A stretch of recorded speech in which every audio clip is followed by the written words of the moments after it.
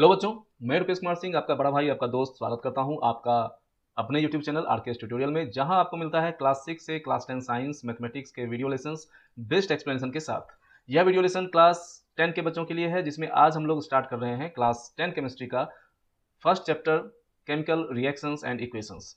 इससे पहले कि हम लोग इस चैप्टर की थ्योरी स्टार्ट करें बच्चों, इस वीडियो लेसन के जरिए मैं आपको इस चैप्टर से जुड़े बेसिक्स क्लियर करने वाला हूं, जिसके बाद बच्चों आप इस चैप्टर को अच्छे से समझ पाएंगे।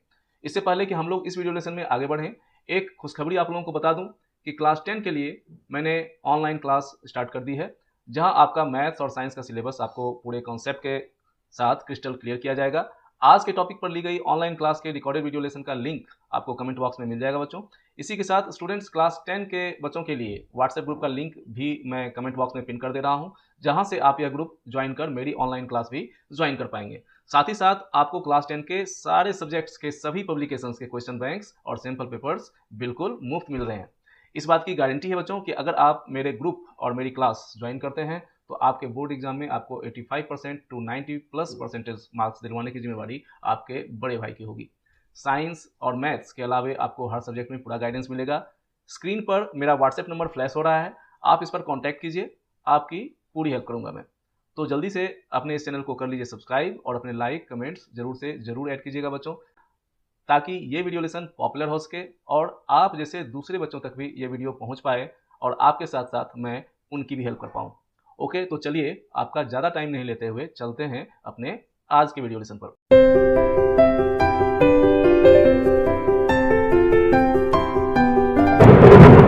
तो आइए बच्चों, केमिकल रिएक्शंस एंड इक्वेशंस को अच्छे से समझने के लिए हम लोग इस चैप्टर से जुड़े हुए बेसिक टर्म्स को समझ लें। सबसे पहले बच्चों, हम लोग जिस चैप्टर में प्रवेश कर रहे हैं वो है तो केमिस्ट्री से, लेकिन chemistry is a separate part of science, है ना। Chemistry is a branch of science. तो हम लोग साइंस के किसी भी ब्रांच की स्टडी करें, है ना। साइंस के कौन कौन से ब्रांचेज हैं? Chemistry, physics and biology. Okay, तो हम लोग साइंस के किसी भी ब्रांच की स्टडी करें तो सबसे पहले साइंस का स्टूडेंट होने के नाते आपको ये पता होना चाहिए कि आप, अगर आपसे कोई पूछे कि साइंस क्या है, आप साइंस से क्या समझते हो, तो साइंस में हम किसी भी ब्रांच में आगे बढ़ें इससे पहले यह जानना बहुत जरूरी है कि साइंस क्या है। ओके, तो सबसे पहले हम लोग ये समझेंगे कि व्हाट इज साइंस।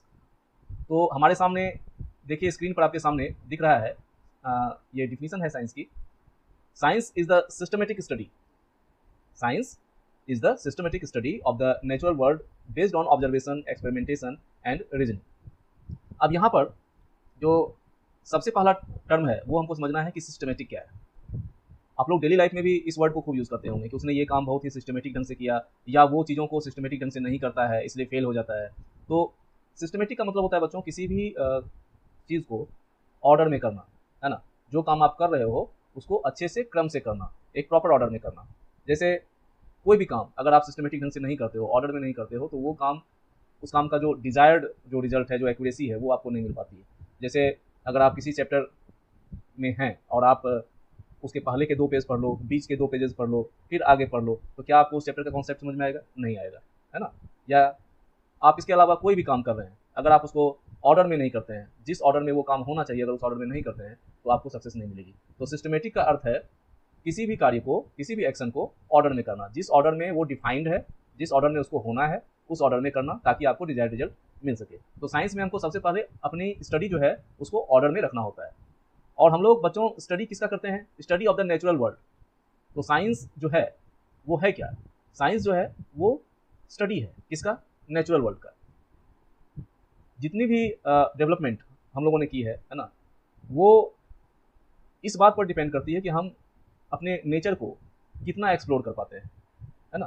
कितना हम उसके भीतर जा सकते हैं कि हमारे आसपास जो चीज़ें हो रही हैं वो हो रही हैं तो आखिर क्यों और कैसे हो रही हैं, किस प्रकार से हो रही हैं। यही बातें जो है हम लोग साइंस में स्टडी करते हैं। तो हमें स्टडी करना होता है नेचुरल वर्ल्ड को। जो चीज़ें हमने बनाई हुई होती हैं, जो मैन मेड होती हैं, हालांकि ओरिजिनली बच्चों हम लोगों ने कुछ नहीं बनाया, हम लोग जो भी बनाते हैं वो जो पहले से नेचर ने हमें दिया हुआ है उसको हम लोग मॉडिफाई करते हैं, अपनी ज़रूरत के हिसाब से हम लोग उसको मॉडिफाई करते हैं। तो जो जिन चीज़ों को हमने मॉडिफाई करके बनाया है उनके बारे में हमें सब कुछ पता होता है, लेकिन मॉडिफाई हम लोगों ने जैसे किया, हम लोग किस तरह से उसको मॉडिफाई कर पाए, क्यों मॉडिफाई कर पाए, है ना, ये इंपॉर्टेंट है। और ये जानकारी कि हम जो नेचर से चीज़ें हमें मिल रही है उसको किस तरह से मॉडिफाई कर पाएँ कि वो हमारे लिए यूज़फुल हो, है ना, या वो चीज़ें किस प्रकार हो रही हैं, किसकी क्या प्रॉपर्टी है, ये हमें इसके लिए हमें नेचर को स्टडी करना पड़ता है, नेचुरल वर्ल्ड को स्टडी करना पड़ता है। तो साइंस में हम और कुछ नहीं करते बल्कि अपने नेचर को स्टडी करते हैं, नेचुरल इवेंट्स को स्टडी करते हैं कि नेचर में जितनी भी सारी चीज़ें हो रही हैं वो किस तरह से किस प्रकार हो रही हैं। और इसके बाद तो यहाँ से जो है बच्चों, अगर हम ये देखें कि यहाँ तक हम लोगों ने क्या समझा, हम लोगों ने समझा कि साइंस जो है वो सबसे पहले तो सिस्टमेटिक स्टडी है, ऑर्डर में हम लोग स्टडी करते हैं, इसको साइंस बोलते हैं। और साइंस में हम लोग स्टडी किसका करते हैं, तो हम लोग नेचुरल वर्ल्ड का करते हैं, ताकि हम ज़्यादा से ज़्यादा अपने नेचर से बेनिफिटेड हो सकें, नेचर ने जो भी हमें दिया है हम उसको एक्सप्लोर कर पाएँ, उसको अपने हिसाब से ढाल पाएँ। दूसरी बात होती है बच्चों, ये तो समझ गए कि हम लोग साइंस में क्या करते हैं। अब बात आती है कि वो जो हम लोग करते हैं, जो हम लोग एक्सप्लोर करते हैं, जितने भी इन्वेंशंस डिस्कवरीज हुई हैं वो किस प्रकार होते हैं। तो इसमें सबसे पहली बात आती है ऑब्जर्वेशन की। ये बच्चों साइंस का सबसे पहला और सबसे मेजर इंपॉर्टेंट पार्ट है। अगर हम लोग ऑब्जर्वेशन नहीं करेंगे तो हम लोग कुछ भी साइंस में एक्सप्लोर नहीं कर पाएंगे, है ना। सारे के सारे इन्वेंशंस डिस्कवरीज वो इस बात से ही हुई हैं कि जो कंसर्न साइंटिस्ट थे उन्होंने चीज़ों को बहुत ही बारीकी से गौर से स्टडी किया, है ना, उन्होंने उसे देखा, ऑब्जर्व किया बहुत गहराई से। ऑब्जर्व करने का मतलब ये नहीं होता है कि बस किसी पे नज़र डालो और निकल जाओ, है ना। अगर ऐसा होता तो फिर इतनी सारी थ्योरीज और इतने सारे इन्वेंशंस डिस्कवरीज जो है वो आज की डेट में नहीं हो पाती। अब ऑब्जर्वेशन का एक एग्जांपल आप ले सकते हैं।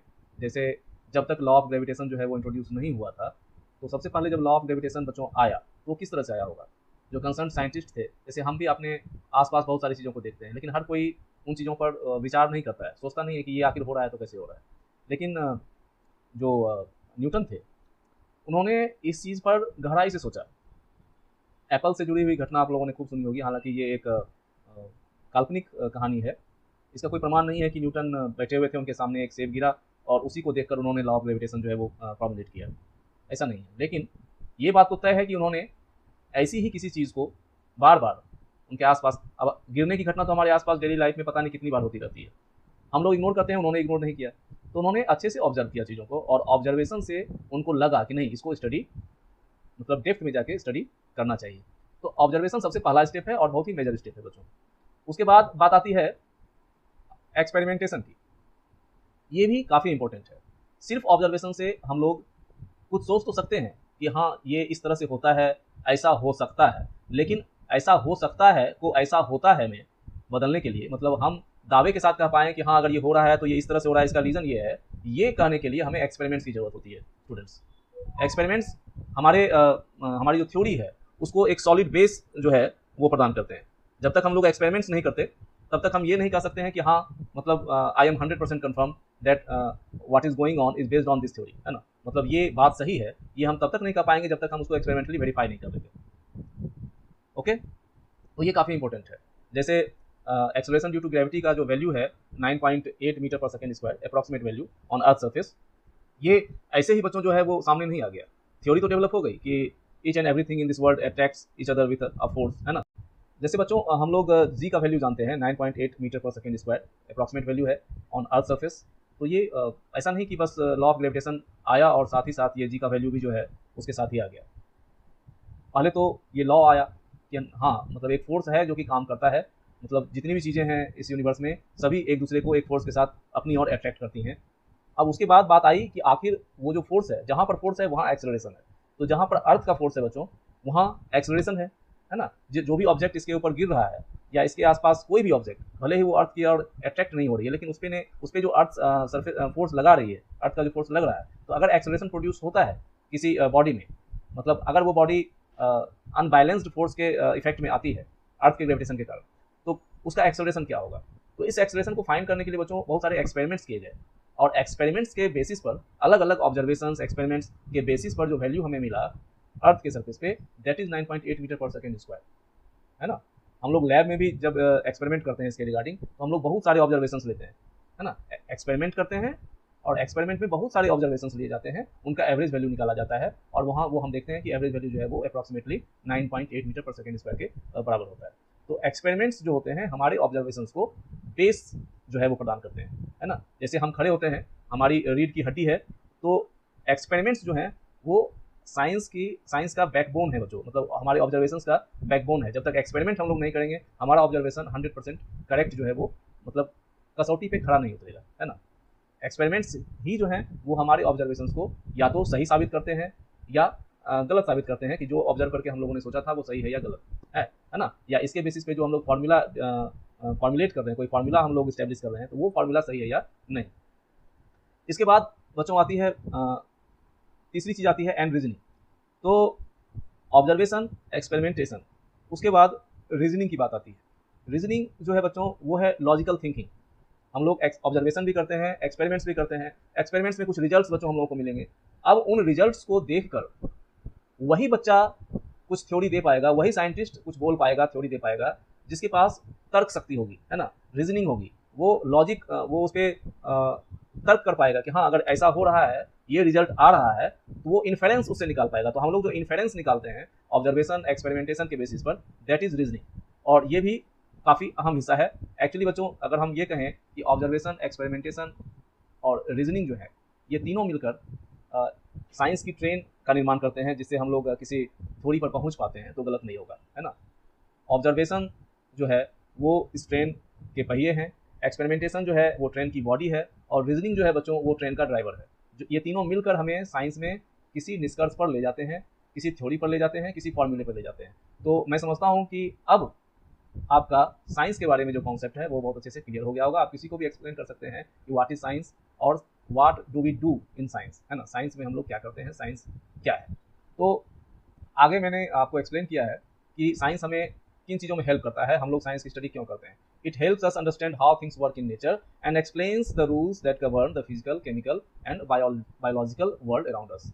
बच्चों ये हमें हेल्प करता है ये समझने में कि how things work in nature, है ना, चीज़ें किस तरह से काम करती हैं। जो ऑब्जर्वेशन हम लोग कर रहे हैं आखिर वो ऐसा है क्यों, उस तरह का क्यों हमें रिजल्ट देखने के लिए मिल रहा है। और दूसरी बात है कि ये उन रूल्स को भी बताता है जो कि हमारे इस तरह के ऑब्जर्वेशन को गवर्न करता है, जो हम देख पा रहे हैं आखिर वो किन रूल्स के तहत हो रहा है ना। तो हमारा जो है वो फिजिकल वर्ल्ड मीन्स हमारे आसपास जो चीज़ें हो रही हैं। केमिकल वर्ल्ड, केमिकल जब हम मैटर के अंदर जाते हैं, मतलब मैटर जो अपनी कोई प्रॉपर्टी शो करता है ना, किस तरह से रिएक्ट करता है, ये चीज़। फिजिकल होना मतलब जैसे फिजिक्स का मतलब आप समझ सकते हैं कि उसके मोशन से जुड़ा हुआ होना, है ना, लाइट, मैग्नेटिज्म, मतलब फिजिक्स में हम लोग चीज़ों के अंदर नहीं जाते, उनकी एक्सटर्नल, उनके मोशन को देखते हैं, उनके फिजिकल प्रॉपर्टीज़ को देखते हैं। केमिस्ट्री जो है, केमिकल वर्ड जो है वो केमिस्ट्री से आया हुआ है। केमिकल वर्ल्ड जो है बच्चों, वहाँ पे हम उसके इंटरनल बिहेवियर को देखते हैं, उसके इंट्रिंसिक प्रॉपर्टीज़ को देखते हैं, उसके इंटरनल स्ट्रक्चर को देखते हैं। एंड बायोलॉजिकल में हम लोग फिर लिविंग थिंग्स पे आ जाते हैं। तो साइंस जो है, फिजिक्स, केमिस्ट्री और बायोलॉजी, ये तीन मेन ब्रांचेज हैं साइंस के, जो आप लोग जानते हैं। तो ये तीनों तरह की जो घटनाएं हैं, तो उससे समझ लीजिए कि तीन तरह के वर्ल्ड हैं। जैसे नेचुरल वर्ल्ड की स्टडी हम लोग करते हैं, तो नेचुरल वर्ल्ड क्या होगा, उसमें फिजिकल वर्ल्ड होगा, केमिकल वर्ल्ड होगा और बायोलॉजिकल वर्ल्ड होगा, है ना। तो साइंस हमें बताता है कि इन तीनों वर्ल्ड में, है ना, ये तीनों तरह की जो घटनाएं हैं नेचर में, वो कैसे होती हैं और कौन कौन से रूल होते हैं जिनके बेसिस पर हम इन घटनाओं को एक्सप्लेन कर सकते हैं, समझ सकते हैं। जैसे studying how plants make food using sunlight, photosynthesis, ये बायोलॉजी का टॉपिक है बच्चों।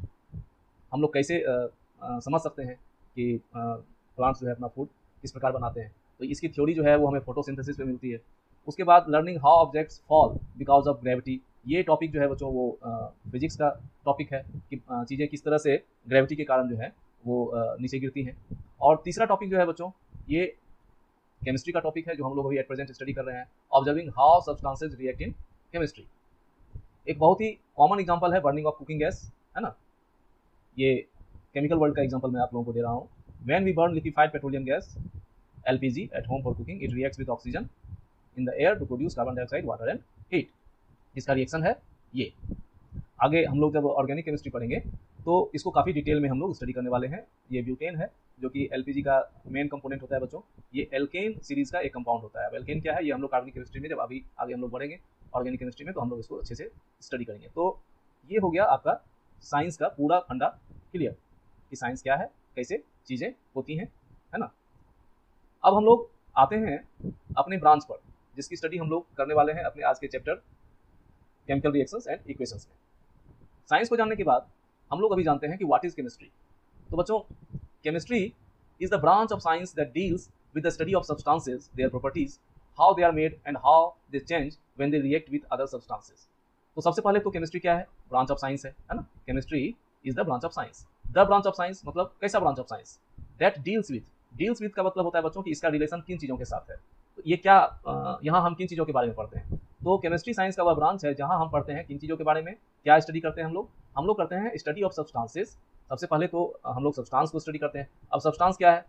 सब्सटेंस हमारे आसपास जितनी भी तरह की चीज़ें हैं वो सब्सटेंस है।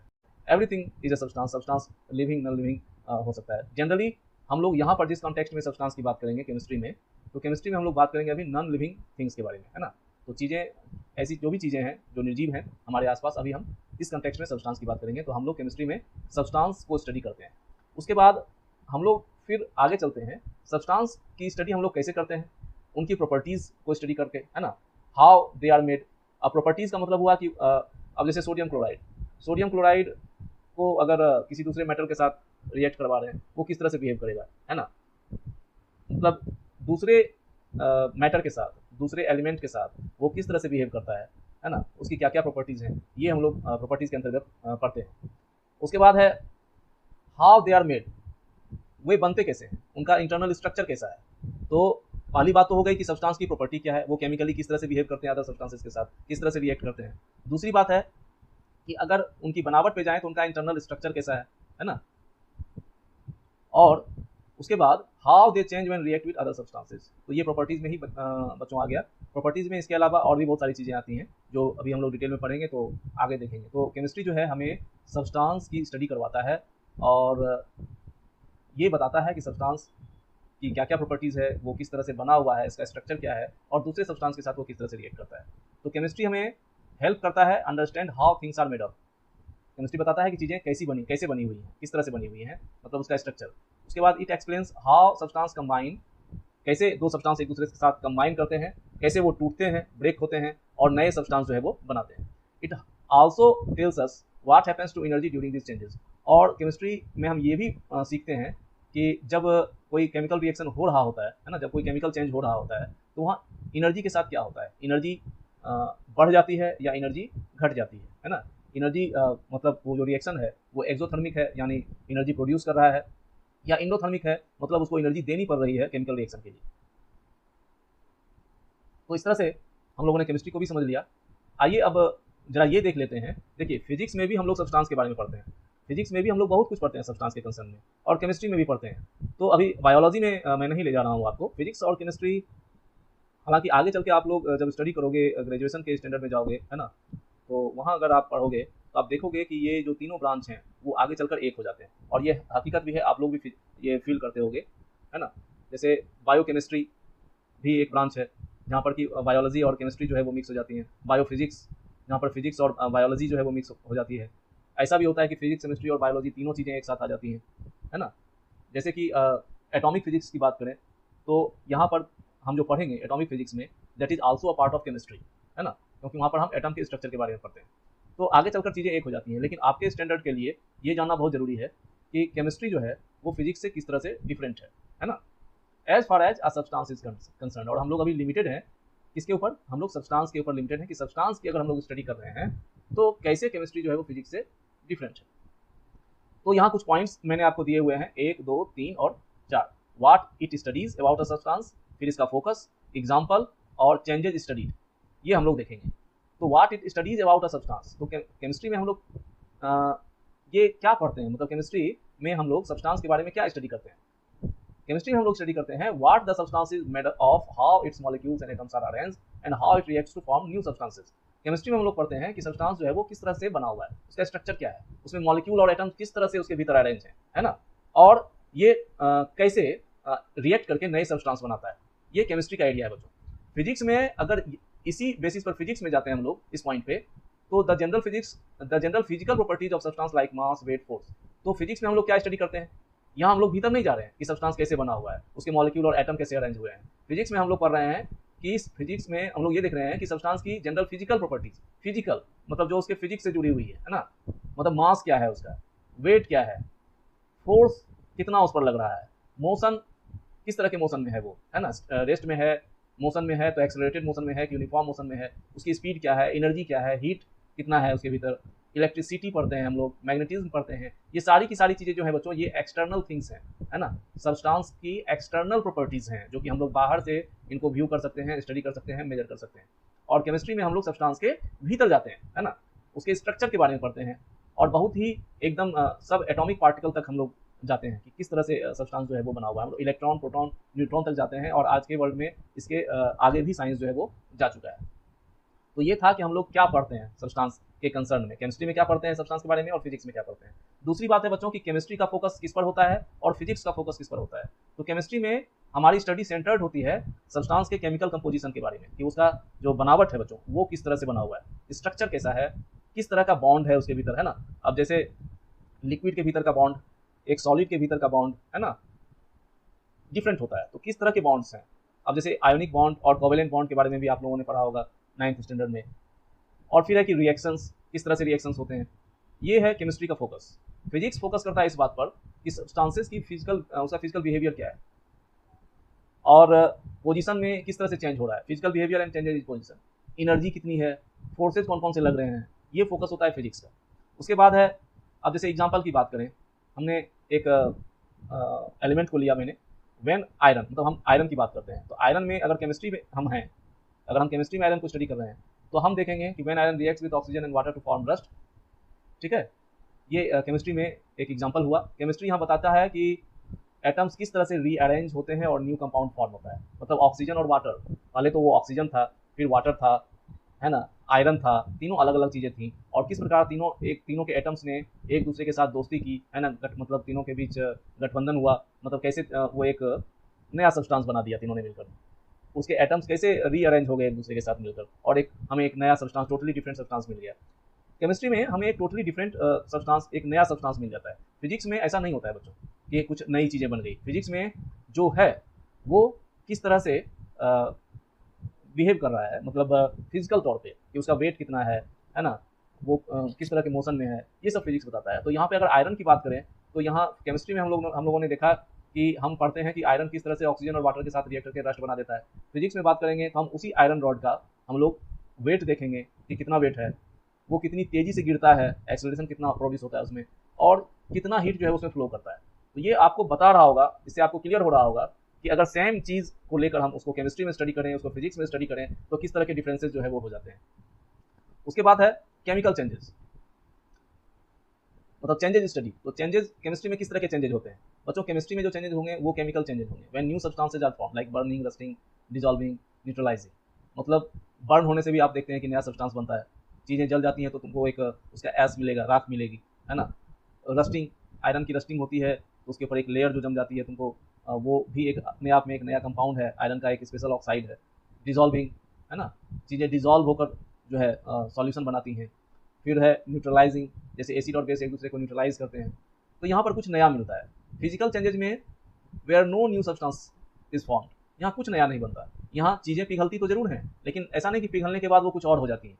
अब जैसे बर्फ़ पिघल कर पानी बन गई तो इसका मतलब नहीं कि बर्फ़ कुछ और था और पानी कुछ और है, ये सिर्फ उनका अलग अलग स्टेट है बच्चों। पानी को बॉयल करने से वो वेपर बन गया, इसका मतलब ऐसा नहीं कि वो चेंज हो गया, वो अभी भी स्टिल दैट इज H2O, है ना। जब वो आइस था तब भी H2O था, जब वो बॉयल कर रहा है तब भी H2O है ना, और जब वो मेल्ट करके, बर्फ से मेल्ट करके पानी बना हुआ है तब भी वो H2O है। उसमें कोई नया सब्सटेंस नहीं बनता मेल्टिंग बॉइलिंग के द्वारा या ब्रेकिंग के द्वारा। चीज़ें टूटती हैं तभी कुछ नया नहीं बनता। आयरन रॉड को हम कितने भी छोटे छोटे पीसेज में ब्रेक कर दें वो आयरन ही रहेगा, या मूविंग के द्वारा, है ना।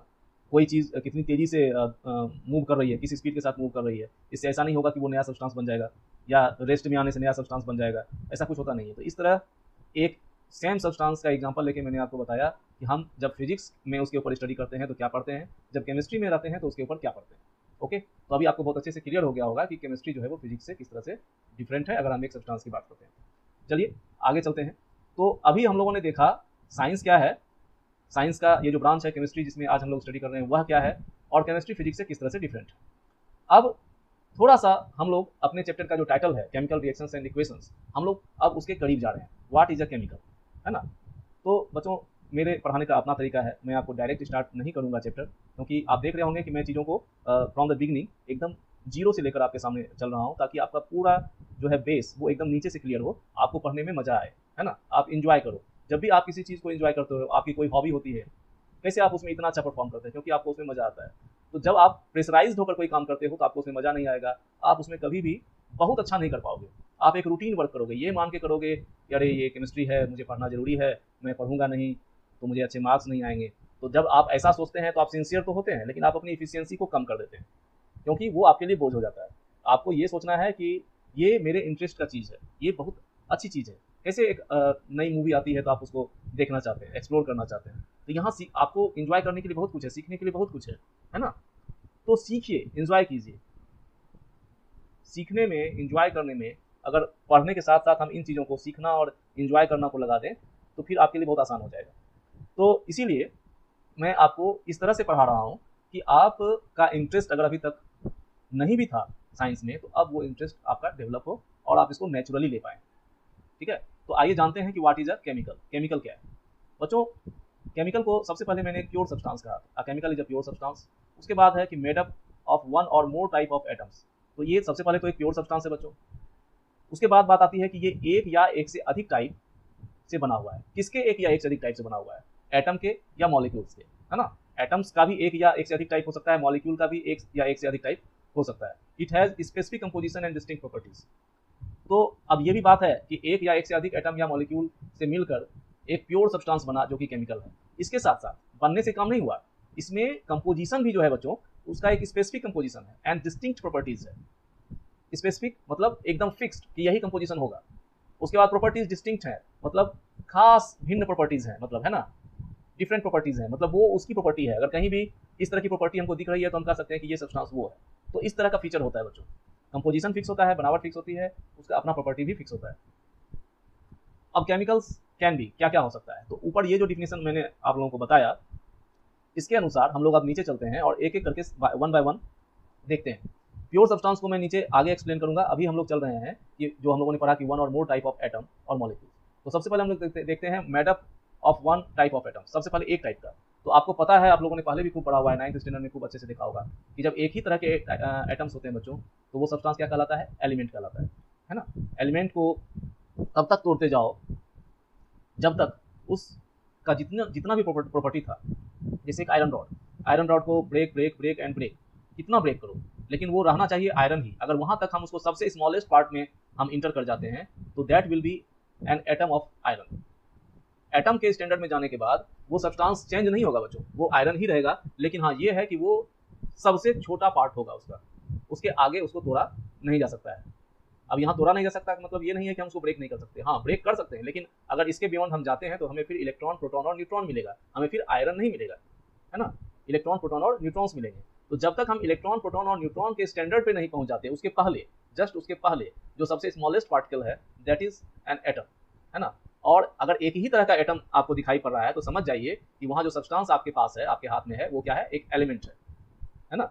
तो एलिमेंट जो है वो एक केमिकल है, एक प्योर सब्सटेंस है। प्योर सब्सटेंस मैंने बताया कि आगे हम लोग देखेंगे कि प्योर सब्सटेंस क्यों बोलते हैं। तो इसका एग्जांपल देख लें, ऑक्सीजन, गोल्ड और बहुत सारे अलग अलग टाइप ऑफ एटम्स। मुझे बताने की जरूरत नहीं है, मुझे पूरा विश्वास है कि आप, अगर मैं बोलूं कि 10 तरह के 10 नाम बताओ एलिमेंट्स के, तो वो भी बता दोगे आप। ओके, उसके बाद देखते हैं कि more than one type of atom, मतलब एक से ज़्यादा टाइप्स हों एटम के। तो जब एक से ज़्यादा टाइप होंगे एटम के, तो बताइए क्या हो जाएगा? तब वो मॉलिक्यूल बन जाएगा, क्योंकि एक से ज़्यादा टाइप होने का मतलब है एटम का कि उसमें एक से ज़्यादा तरह के एलिमेंट्स हैं।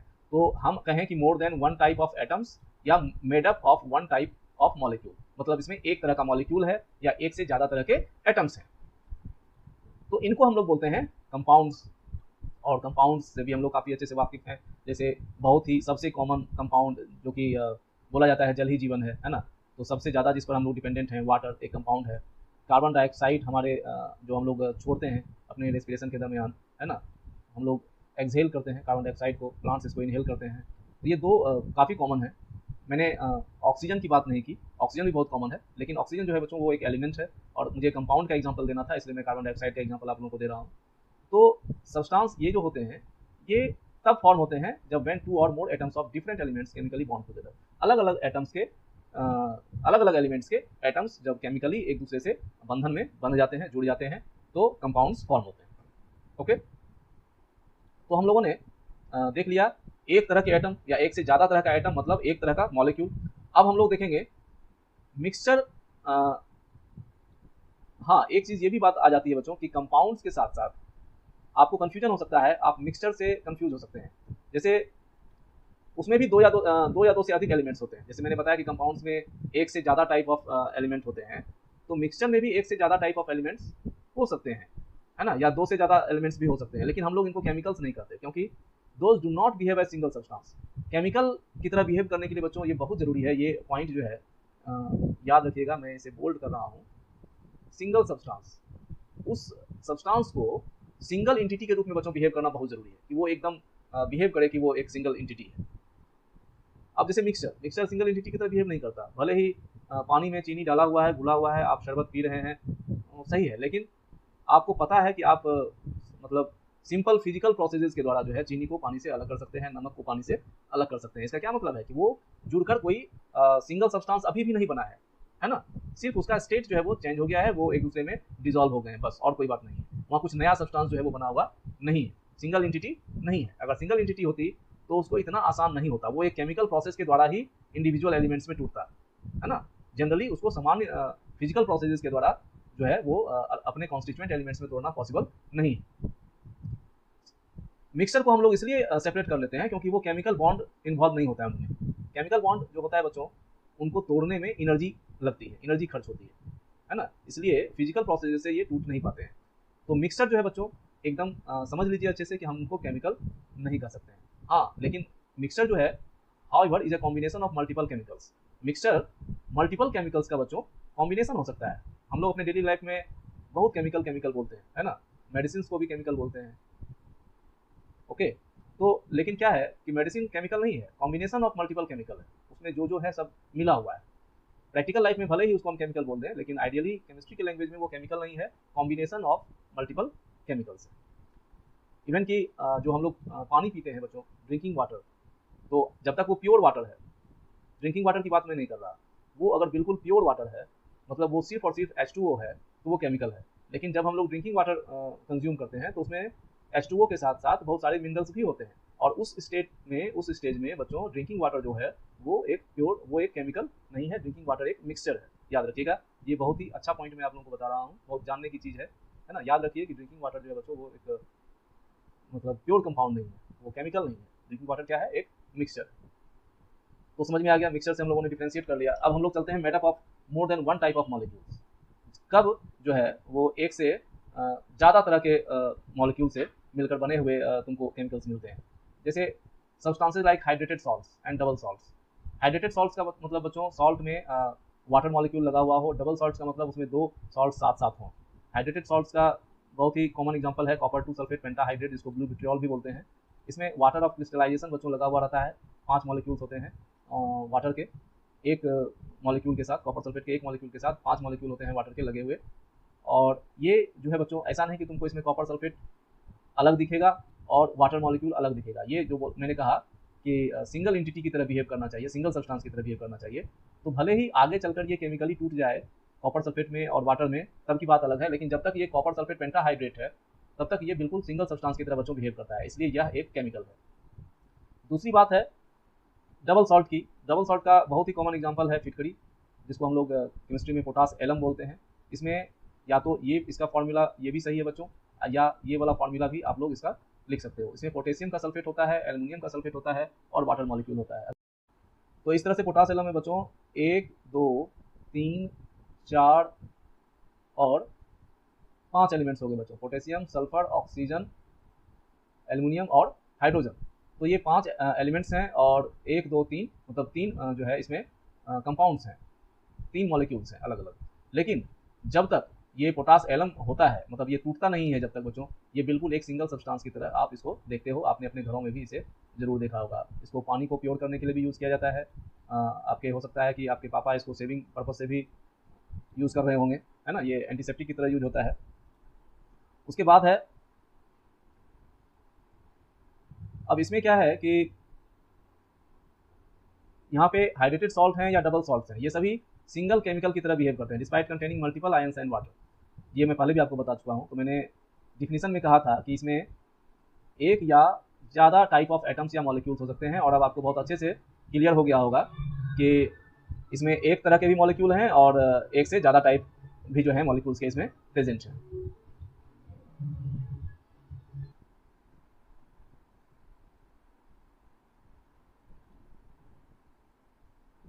तो सिमिलरली बच्चों मिक्सचर ऑफ टू और मोर मॉलिक्यूल्स शुगर और सॉल्ट सोल्यूशन, तो इसी तरह से जैसे एलिमेंट्स के मिक्सचर को हम लोग ये नहीं कर सकते हैं, केमिकल्स नहीं कर सकते हैं, तो मिक्सचर ऑफ टू और मोर मॉलिक्यूल्स, जैसे यहाँ देख रहे हैं आप कि यहाँ भी एक से ज़्यादा टाइप के मॉलिक्यूल हैं, दो से ज़्यादा टाइप के मॉलिक्यूल हैं। तो इस तरह की घटना जो है वो हाइड्रेटेड सॉल्ट या डबल सॉल्ट के केस में भी हो सकती है। मिक्सचर्स के केस में भी बच्चों ऐसा हो सकता है कि वहाँ एक से ज़्यादा तरह के मॉलिक्यूल, दो से ज़्यादा तरह के मॉलिक्यूल होते हैं, लेकिन हम लोग उनको we can't call them as chemicals as those do not behave as single substances. तो ये बार बार बात आ रही है, याद रखिएगा, सिंगल सब्सटेंस की तरह बिहेव करना जरूरी है, because those are not formed by chemical bond between them, है ना। सिंगल सब्सटेंस की तरह क्यों नहीं बिहेव करते हैं, क्योंकि कोई नया सब्सटेंस बना नहीं होता है, एक्चुअली केमिकल बॉन्ड कोई फॉर्म नहीं हुआ होता है उनके बीच। A mixture however is a combination of multiple chemicals, ये मैंने पहले भी आपको बताया है। चलिए आगे देखते हैं। अब मैंने वहाँ जब केमिकल की डिफिनेशन आप लोगों को बताई थी, तो मैंने कहा था कि हम लोग केमिकल को प्योर सब्सटेंस क्यों कहते हैं, ये मैं आगे बताऊंगा। तो चलिए अब देखते हैं कि केमिकल को हम लोग प्योर सब्सटेंस क्यों कहते हैं।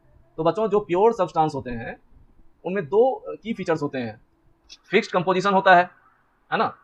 जैसे वाटर को आप किसी भी सोर्स से लाओ, उसमें 2 हाइड्रोजन एटम्स होंगे और 1 ऑक्सीजन एटम होगा, तो ये फिक्स कंपोजिशन हुआ, है ना। कैल्शियम कार्बोनेट को अगर देखो तो उसमें कैल्शियम का 1, कार्बन के 2 और ऑक्सीजन के 3 जो हैं वो एटम्स होंगे, ये बदलता नहीं है। किसी भी सोर्स से लेके आइए, वो कंपोजिशन बनावट हमेशा फिक्स रहेगी। डिस्टिंक्ट प्रॉपर्टीज होती है, मतलब जो प्रॉपर्टीज है बच्चों वो फिक्स होती है ना। जैसे बॉइलिंग पॉइंट की बात करें तो वाटर का बॉइलिंग पॉइंट हमेशा 100 डिग्री सेल्सियस होगा। फिर डेंसिटी जो है वो फिक्स होगी। तो प्रॉपर्टीज जो है बच्चों वो भी फिक्स हो जाती हैं। That do not change unless the substance itself changes. ये तब तक बॉइलिंग पॉइंट नहीं बदलेगा, डेंसिटी नहीं बदलेगी, जब तक जो है हम सब्सटेंस को ही नहीं बदल दें। मतलब क्या कि अलग अलग सब्सटेंस के बॉइलिंग पॉइंट्स और डेंसिटीज वो अलग होंगे और ये फिक्स होगा। तो मतलब ये क्या होता है कि हम देख कर, हम जैसे कोई लिक्विड तुम्हारे सामने उसको हीट किया जा रहा है और वो 100 डिग्री सेल्सियस पर बॉयल करना शुरू हो जाए, तो तुम कंफर्म कर सकते हो कि ये वाटर है। मतलब प्रॉपर्टीज देख के हम उसको आइडेंटिफाई कर सकते हैं कि ये किसकी प्रॉपर्टी है। ये सिर्फ प्योर सब्सटेंसेस के साथ ही हो सकता है, क्योंकि ये फिक्स होता है। मिक्सचर्स के साथ बच्चों ऐसा नहीं होगा।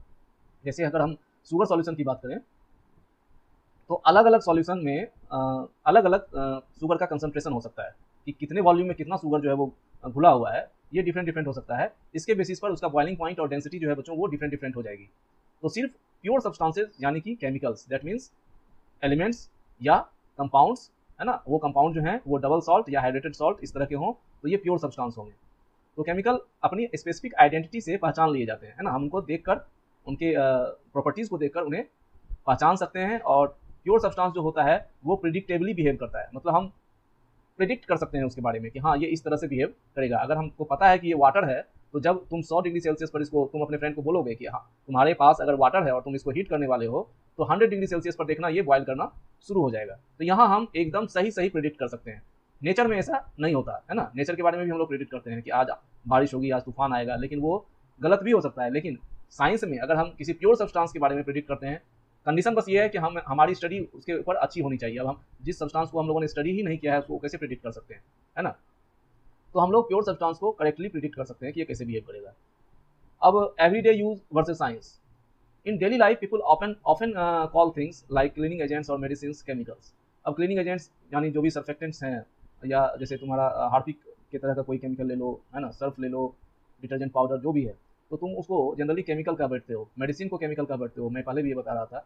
जबकि ये सभी ओरिजिनली क्या है, ये मिक्सचर्स हैं। याद रखना, ये केमिकल्स नहीं है बल्कि मिक्सचर्स हैं। Mixtures of chemicals more accurately, है ना। मिक्सचर ऑफ केमिकल्स तुम कह सकते हो, लेकिन केमिकल्स नहीं बोल सकते हो।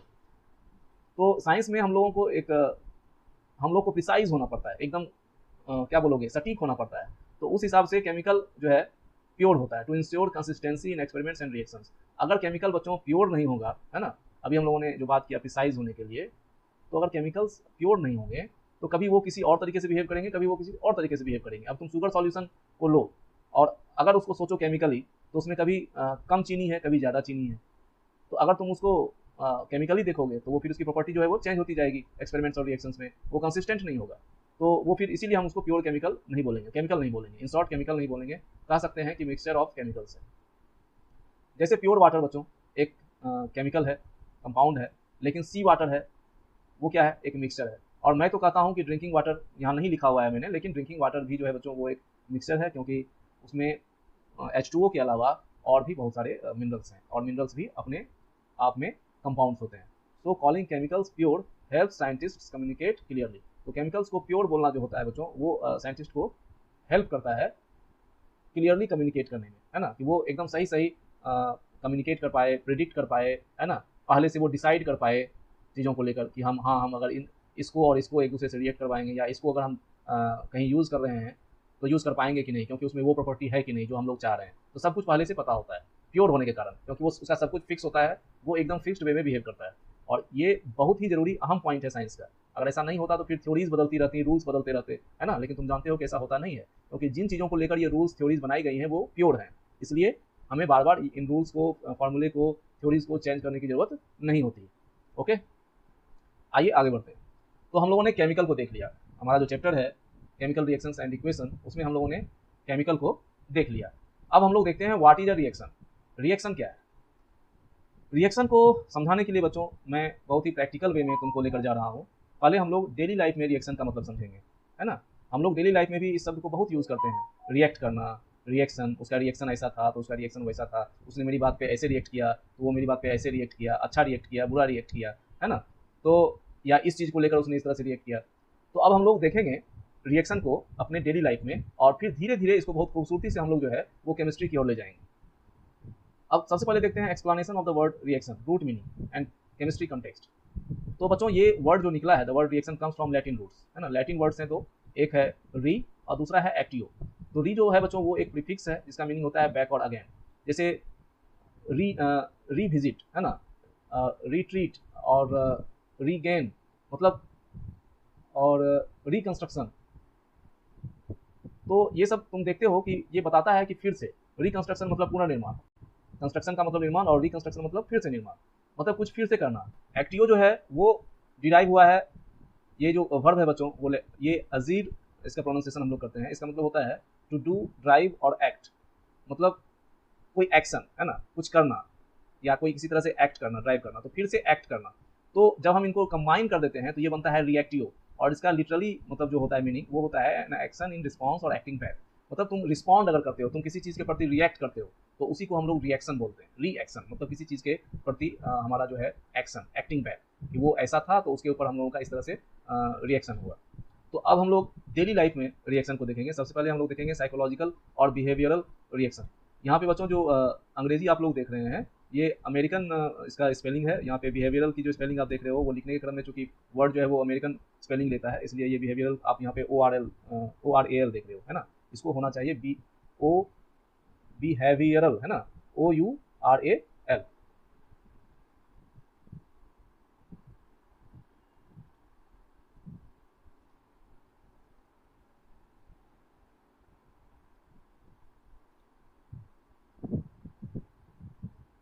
तो खैर चलिए आगे बढ़ते हैं।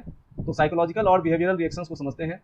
Here human being act in response to an internal or external stimuli involving brain, emotions and body. तो यहाँ पर क्या होता है कि ह्यूमन बीइंग जो है वो किसी अपने अंदर जो स्टिमुलस है या बाहर कोई एक्सटर्नल स्टिमुलस है ना, उसके कारण रिस्पॉन्ड करता है। मतलब कुछ चीज़ें हैं जो हमें प्रेरित करती हैं रिएक्ट करने के लिए, किसी खास तरीके से रिस्पॉन्ड करने के लिए, और ये जो हम लोग रिस्पॉन्ड करते हैं ये हमारा रिएक्शन होता है उस स्टिमुलस के ऊपर। अब स्टिमुलस ऐसी हर एक चीज़ को बोल सकते हैं जो हमें उत्तेजित करता है हमारे किसी खास तरह के बिहेवियर के लिए। ये स्टिमुलस जो है वो बाहर हो सकता है हमारे सराउंडिंग में, या हमारा ब्रेन भी हो सकता है जो किसी पहले की बात को सोचकर सैड हो जाता है या खुश हो जाता है ना। कभी कभी हम अकेले में बैठे हुए भी मुस्कुरा देते हैं, हमारा ब्रेन हमारा जो है वो कुछ किसी पुरानी बात को याद करता है और हम दुखी हो जाते हैं या खुश हो जाते हैं। उसी तरह से हमारे, जैसे इस बच्चे को देखो, इसका कोई मनपसंद खाना या मनपसंद टॉय जो है वो इसके पास लाया गया, जिसको देखकर इसके होठों पर क्या हो गया, मुस्कान आ गई है। इस बच्ची को देखो जो किसी भयंकर चीज़ को देखकर डरी हुई है ना, तो ये इसका रिएक्शन है। रिएक्शन इसका है डर का, इसका रिएक्शन है जॉय का। इस बच्चे के को देखो ये बहुत ज़्यादा गुस्से में है ना, तो इसका रिएक्शन एंगर का है। और ये जो पर्सन है बहुत ही सैडनेस है, मतलब बहुत सैड है ये, है ना, सैडनेस में है। क्राइंग वैन अपसेट, हम लोग रोने लगते हैं जब अपसेट होते हैं। तो ये चीज़ें हमारा रिएक्शन होती हैं किसी बाहरी या इंटरनल स्टिमुली के प्रति। तो ये जो है बिहेवियरल रिएक्शन है बच्चों। बिहेवियरल रिएक्शन में ये पहला जो था वो इमोशनल रिएक्शन था। दूसरा जो होता है वो कॉग्निटिव रिएक्शंस होते हैं। इसमें क्या होता है कि संज्ञानात्मक, मतलब हम लोग खुद में सोचते हैं, मतलब बाहर कुछ एक्सटर्नल स्टिमुलस है, हमारे हो सकता है कि हमारी बॉडी में कोई मूवमेंट नज़र नहीं आए, हमारे पोस्चर में कोई डिफरेंस नज़र नहीं आए, हमारे एक्सप्रेशंस में नहीं आए, लेकिन हम लोग सोचते हैं तो यहाँ पर प्रॉब्लम सॉल्विंग होती है, डिसीजन मेकिंग होता है और मेमोरी रिकॉल होता है। जैसे इस बच्चे के पास कोई प्रॉब्लम आया है ना, ये पहला स्टेट जो देख रहे हो क्वेश्चन मार्क के साथ, फिर इसने इसको सोचा, कंसीडर किया कि हाँ भाई प्रॉब्लम है, क्या किया जाए। इसके पास इसके देखो एक व्हाट एन आइडिया सर जी, है ना, दिमाग बल्ब जला इसका, तो दिमाग की बत्ती जली, मतलब कुछ आइडिया इसके पास आया। तो ये जो प्रोसेस है ये इसका रिएक्शन था किसी खास स्थिति को लेकर, और इसने हो सकता है कि ये बाहर रिप्रेजेंट उसको नहीं कर रहा हो, लेकिन ये क्या होता है ना कि खुद में ये सोचता है और रिएक्ट करता है। ये जान रहा है कि मैंने क्या रिएक्ट किया, शायद आप नहीं जान पा रहे हो, लेकिन ये जान रहा है कि मैंने क्या किया। तो इसको बोलते हैं कॉग्निटिव रिएक्शन, संज्ञानात्मक रिएक्शन, जो मतलब खुद से बाहर निकलते ही। हो सकता है ऐसा नहीं है कि आप इसको नहीं ये कैच नहीं कर पाए, आप हो सकता है इसको देख भी लें कि हाँ जब इसके पास आइडिया आया तो इसको बहुत खुशी हुई। तो ये क्या है ना कि सारी चीज़ें इसके भीतर हैं, कोई एक्सटर्नल स्टिमुलस नहीं है इसके पास जिसके कारण कि ये खुश हो गया या ये नाचने लगा खुशी के मारे कि अरे मैंने तो यूरेका यूरेका, है ना, मैंने ये खोज लिया। ऐसी चीज़ें नहीं, ये खुद से प्रॉब्लम को फेस किया, दिमाग लगाया और खुद से इसने एक आइडिया निकाला कि हाँ हम इसको ऐसे सॉल्व कर सकते हैं। तो इसका चेंज तुमको फेशियल एक्सप्रेशन दिख भी सकता है चेंज होते हुए। अंतर बस ये है कॉग्निटिव और इमोशनल में कि कुछ बाहर का कोई स्टिमुलस नहीं है। उसके बाद है फिजिकल रिफ्लेक्सेस। फिजिकल रिफ्लेक्सेस में ऑटोमेटिक बॉडीली रिस्पॉन्सेज होते हैं बच्चों, मतलब तुम्हारी बॉडी जो है वो रिस्पॉन्ड करती है। जैसे इस बच्ची का हाथ इस गर्म स्टोव से सटा और इसको सोचना नहीं पड़ा कि मुझे अपना हाथ हटा लेना चाहिए, इसने फटाक से अपना हैंड जो है वो वापस खींच लिया हॉट स्टोव से। तो ये कहते हैं, इसको रिफ्लेक्स एक्शन बोलते हैं, और ये रिएक्शन है हमारा। ये रिएक्ट करने के लिए हमको कौन स्टिमुलस कौन था यहाँ पर, ये जो है वो हॉट स्टोव। और इस बच्चे का स्टिमुलस क्या था, जो प्रॉब्लम इसके सामने आई थी वो। इस बच्चे का स्टिमुलस इसका मनपसंद खाना या टॉय, कोई ये फ्राइटफुल कोई साइट है जिसको देखकर बच्चा डर गई, है ना, ये कोई थिंग है जिसको देखकर बच्चा या किसी का बिहेवियर है जिसको देखकर, ये सब स्टिमुलस हैं।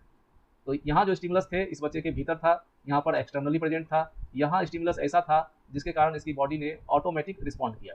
तो इस तरह से 3 तरह के रिएक्शंस जो हैं बच्चों हम लोगों ने साइकोलॉजिकल या बिहेवियर रिएक्शंस के अंतर्गत जो है वो देखे। अब बात आती है कि what is the change we observe during this psychological या बिहेवियरल रिएक्शन। आपको पता है कि केमिस्ट्री में जब रिएक्शंस होते हैं तो वहाँ कोई ना कोई प्रोडक्ट फॉर्म होता है।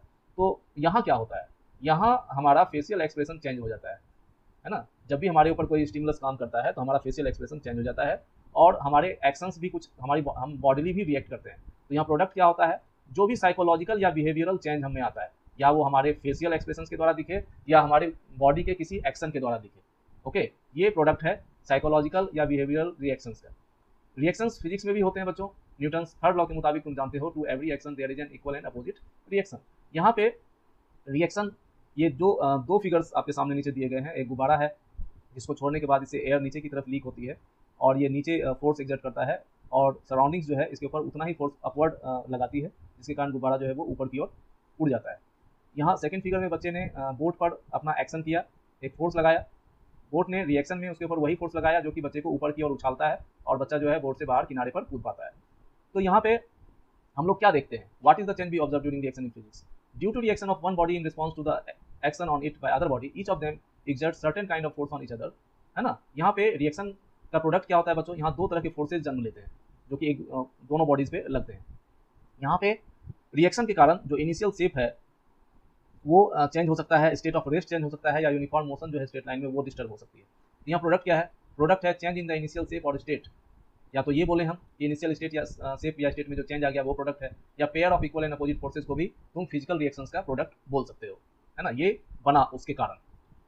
तो अब बच्चों बात आती है, रिएक्शंस को हम लोगों ने प्रैक्टिकली समझा। इसको समझने से तुमको ये समझ में आया होगा कि रिएक्शन किसी न किसी रूप में हमारे चारों तरफ मौजूद है, और रिएक्शन को मैंने प्रोडक्ट की तरह से समझाया, प्रोडक्ट के साथ समझाया, बिहेवियरल केस में भी समझाया, फिजिक्स के केस में भी समझाया। अब तुमको बहुत आसानी होगी रिएक्शंस को समझने में केमिस्ट्री में, क्योंकि केमिस्ट्री में भी ठीक इसी तरह से होता है।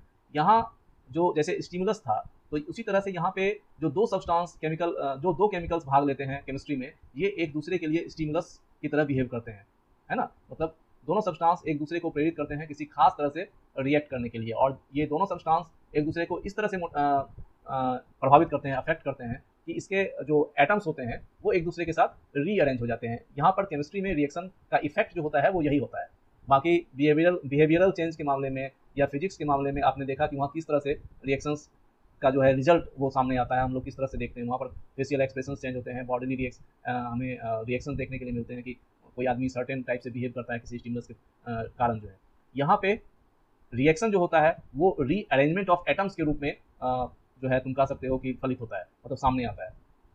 तो केमिकल रिएक्शन जो होते हैं बच्चों, वो 2 केमिकल्स के बीच हो सकते हैं, या एक केमिकल और दूसरा कोई फिजिकल कंडीशन जो है बच्चों हो सकता है। यहाँ पे एक फिजिकल कंडीशन जो है वो स्टिमुलस हो सकता है किसी दूसरे केमिकल के लिए कि वो एक खास तरह से बिहेव करे।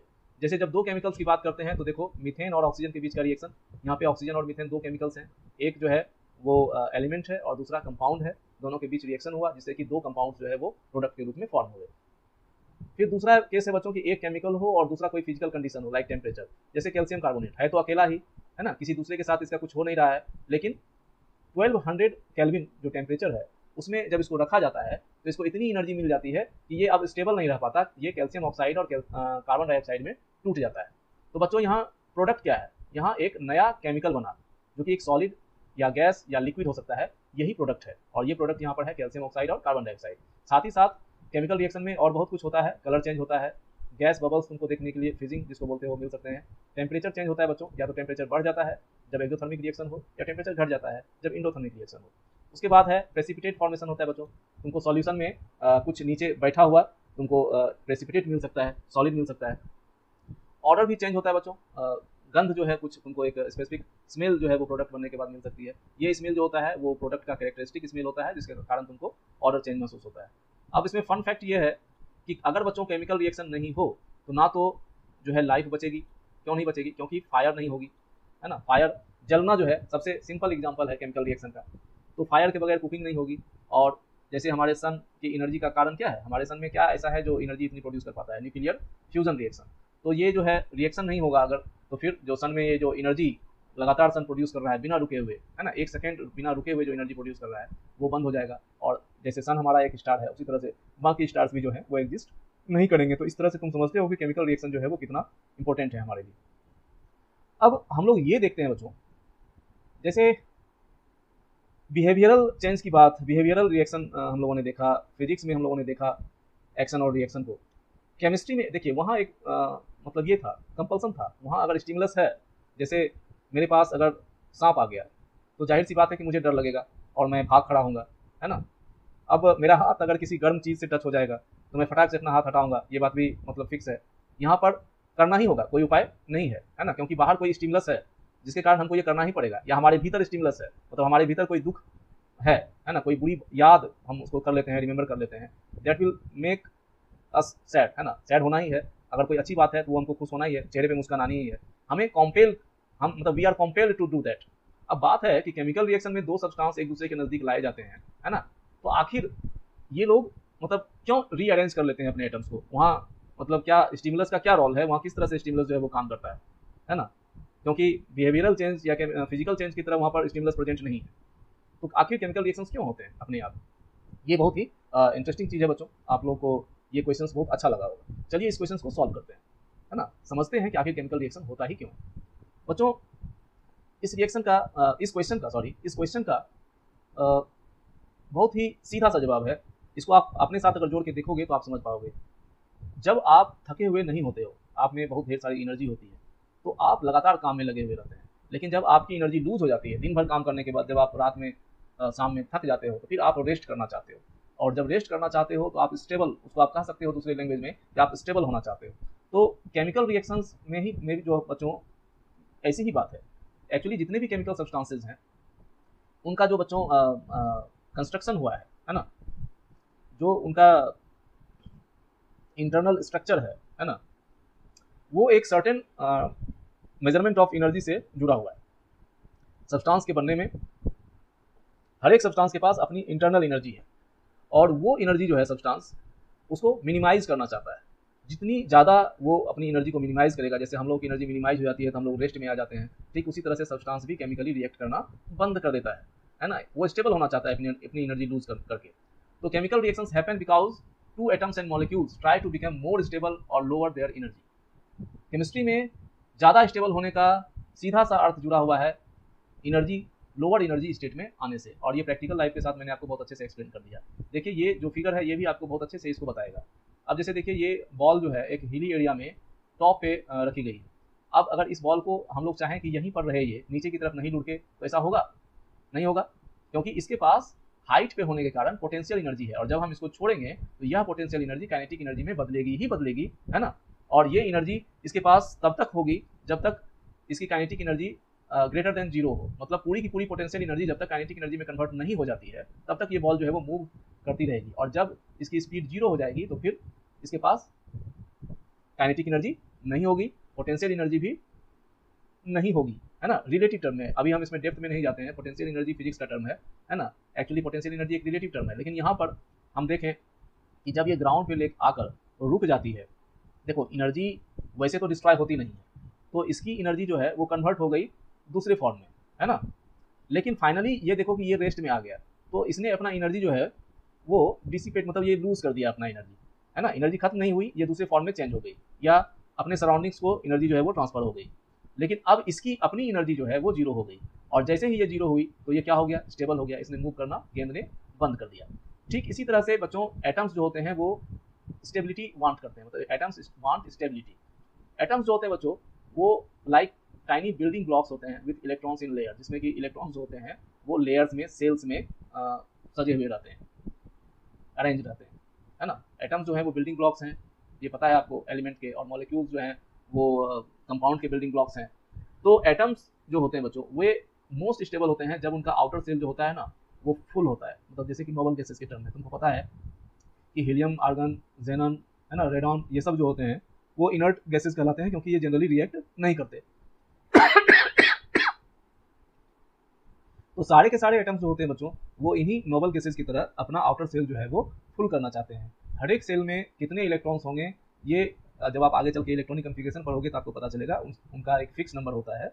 तो जितना मैक्सिमम नंबर एक सेल में हो सकता है, अगर वो फुल हो गया तो वो स्टेबल होता है। नोबल गैसेस में क्या है कि उसके जितने भी सेल हैं जिसमें कि कितने मैक्सिमम इलेक्ट्रॉन हो सकते हैं वो उतना फिक्स है, और उनके आउटर मोस्ट सेल में 8 इलेक्ट्रॉन होते हैं, ऑक्टेट कंप्लीट होता है उनका। तो ये रीजन होता है स्टेबिलिटी का।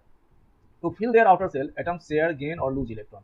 अब बात है कि अपने आउटर सेल को फिल करने के लिए, भरने के लिए एटम्स आखिर अपने आउटर सेल को कैसे फिल कर सकते हैं, अपना ऑक्टेट कैसे कंप्लीट कर सकते हैं, है ना। ये तय है कि आउटर मोस्ट ऑर्बिट में जो है वो 8 इलेक्ट्रॉन से ज़्यादा जो है वो नहीं हो सकते। 8 इलेक्ट्रॉन जब इनका कंप्लीट हो जाता है तब ये स्टेबल हो जाता है।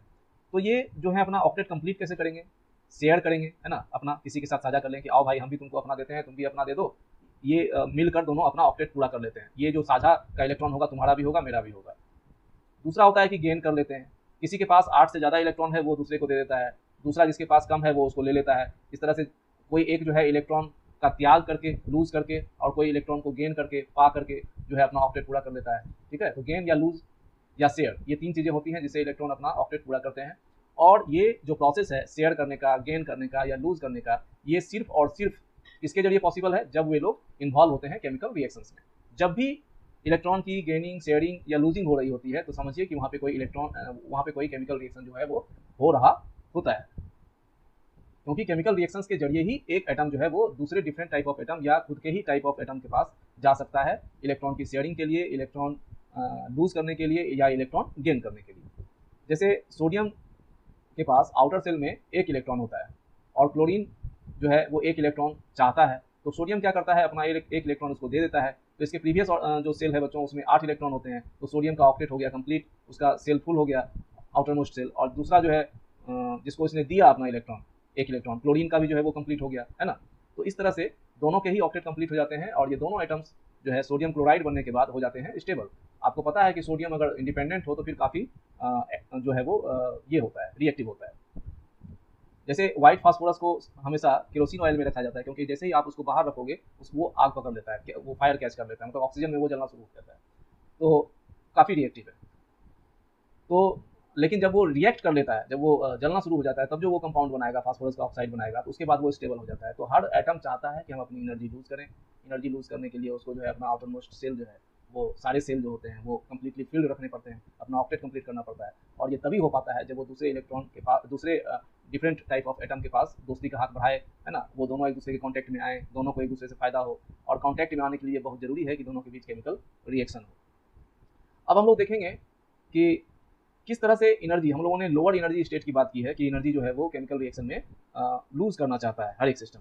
तो किस तरह से एनर्जी जो है उसका कैलकुलेशन होता है। सबसे पहले हम लोग देखते हैं calculation of energy in case of exothermic reaction. Exothermic reaction बच्चों ऐसे रिएक्शंस होते हैं जिसमें जब रिएक्शन हो रहा होता है और जो प्रोडक्ट का फॉर्मेशन होता है, तो प्रोडक्ट अपने साथ किसको लेकर बनता है, अपने साथ एनर्जी को लेकर बनता है, मतलब एनर्जी इसके साथ बनती है, एनर्जी रिलीज होती है इनफैक्ट, है ना। प्रोडक्ट भी बनेगा और साथ ही साथ एक बाई प्रोडक्ट इसका एक वो एनर्जी भी होती है। जैसे देखो इस रिएक्शन की बात करें, सोडियम ने रिएक्ट किया क्लोरीन के हाफ मॉलिक्यूल के साथ और बनाया सोडियम क्लोराइड का एक मॉलिक्यूल। अब हम देखते हैं कि पहले कितनी एनर्जी थी सोडियम और क्लोरीन की, और सोडियम क्लोराइड बनने के बाद कितनी एनर्जी हो गई। मोल आप लोगों को पता होगा 6.022 × 10⁻23। इतने एटम्स, अगर वो एलिमेंट है तो इतने एटम्स का उसका 1 मोल होगा, अगर वो कंपाउंड है तो इतने मॉलिक्यूल्स का उसका 1 मोल होगा, है ना। तो 1 मोल की एनर्जी, तो जब देखिए कि पहले सोडियम जब रिएक्ट नहीं किया था क्लोरीन के साथ, तो इसके 1 मोल का जो एनर्जी थी इसकी वो थी 496 किलो जूल पर मोल। ओके, 1 मोल की एनर्जी थी 496 किलो जूल। उसके बाद जो क्लोरीन का हाफ मॉलिक्यूल था उसकी एनर्जी थी 121 किलो जूल पर मोल, है ना। पर मोल इसकी एनर्जी थी 121। तो टोटल एनर्जी जो थी बच्चों वो दोनों को जोड़ दीजिए, ये थी 617 किलो जूल पर मोल मेकिंग में। और जितना एनर्जी एब्जॉर्ब हुआ था, है ना, जितनी एनर्जी देनी पड़ी थी वो कितनी थी 617 किलो जूल पर मोल, और जितनी एनर्जी जो है वो फॉर्म हुई वो इतनी हुई। तो दोनों का डिफरेंस मतलब ये क्या निकलेगा, ये निकलेगा कि कितनी एनर्जी जो है हमको देनी पड़ी, है ना। मतलब जितना एनर्जी एब्जॉर्ब हुआ है, ऊपर के केस में इतना एनर्जी जो है वो एब्जॉर्ब हुआ था, ठीक है। सोडियम और क्लोरीन को रिएक्ट करने के लिए इतना एनर्जी जो है वो एब्जॉर्ब हुआ था, देना पड़ा था, और फिर इतनी एनर्जी जो है वो बाद में जो है रिलीज हुई। तो फाइनली जो डिफरेंस हुआ energy release in bond making, जो है बॉन्ड मेकिंग में जो एनर्जी बनी वो इतनी बनी, और उसके पहले इतना एनर्जी जो है वो एब्जॉर्ब हुआ। तो दोनों का डिफरेंस हम देख रहे हैं निगेटिव है। इसका मतलब ये है कि energy release in bond making जो है वो ज़्यादा है एनर्जी एब्जॉर्ब से। तो इस तरह से बच्चों हम लोग देख रहे हैं कि प्रोडक्ट की जो टोटल एनर्जी है उसमें जब हम लोग रिएक्टेंट की एनर्जी जो है वो माइनस कर रहे हैं टोटल एनर्जी को, तो हमें ये निगेटिव मिल रहा है। इसका मतलब ये है कि जो पहले एनर्जी थी और जो बाद में एनर्जी का वैल्यू है वो बाद वाली एनर्जी, इसका मतलब पहले वाली एनर्जी से कम है ना। तभी तो डिफरेंस जो है वो निगेटिव हो रहा है। इसका मतलब ये है कि पहले की एनर्जी के मुकाबले बाद में जो टोटल एनर्जी है वो कम है। तो जितनी एनर्जी वो कम है वो एनर्जी कहाँ गई, वो एनर्जी रिलीज हुई, है ना। तो इसलिए हम कह सकते हैं कि बॉन्ड मेकिंग में जो एनर्जी रिलीज हुई है बच्चों, वो एनर्जी एब्जॉर्ब्ड से वो ज़्यादा थी। मतलब जितना एनर्जी उसने लिया था उससे ज़्यादा एनर्जी उसने बॉन्ड मेकिंग में रिलीज कर दिया, तभी तो डिफरेंस जो है वो निगेटिव है। तो ऐसे रिएक्शंस को हम लोग बोलते हैं एक्सोथर्मिक। ओके, अब हम लोग देखते हैं कि इंडोथर्मिक रिएक्शन के केस में क्या होता है। तो इंडोथर्मिक रिएक्शन के लिए हम लोग एक एग्जांपल लेते हैं फोटोसिंथेसिस का, बहुत ही कॉमन एग्जांपल है।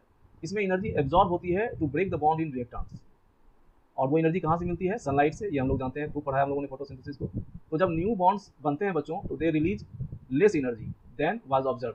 तो जब नए बॉन्ड्स बनते हैं तो ये लोग क्या करते हैं कि जितनी एनर्जी मिली थी उससे कम एनर्जी जो है वो रिलीज करते हैं। जबकि पहले केस में एक्सोथर्मिक के केस में हम लोग देख रहे थे कि बॉन्ड मेकिंग में जो एनर्जी रिलीज होती है वो एब्जॉर्ब एनर्जी से ज़्यादा होती है, इसलिए हीट वहाँ पर रिलीज होता है। यहाँ पे क्या होता है कि बॉन्ड मेकिंग में क्या होता है कि वे लेस एनर्जी रिलीज करते हैं जितनी की एब्जॉर्ब हुई थी। इसका मतलब कुछ एनर्जी जो है वो बची हुई रह जाती है ना। मतलब सारी की सारी एनर्जी जो है वो मतलब वो रिलीज, मतलब ज़्यादा एनर्जी वो रिलीज नहीं करते, कुछ एनर्जी वो सेव कर लेते हैं। तो यहाँ पर क्या एनर्जी घटी है। अब लगता है कि यहाँ पर एनर्जी घटी तो नहीं, क्योंकि इन्होंने लेस एनर्जी रिलीज किया, जबकि पहले केस में ये ठीक था।